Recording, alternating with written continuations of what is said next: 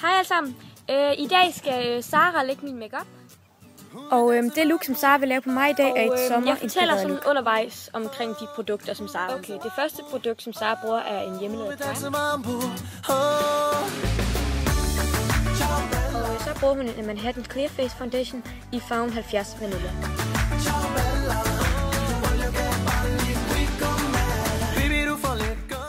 Og så laver hun så øjenbrynene, og det gør hun med en Dennis Knudsen hair color pen. Og så bruger hun en eyebrow fix fra H&M.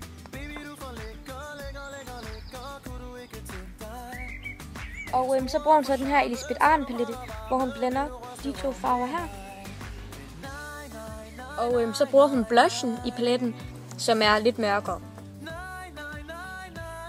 Og så bruger hun Maybelline New York The Colossal Volume Express Mascara. Og til sidst bruger hun e.l.f. Lip Stain i farven Birthday Shoot.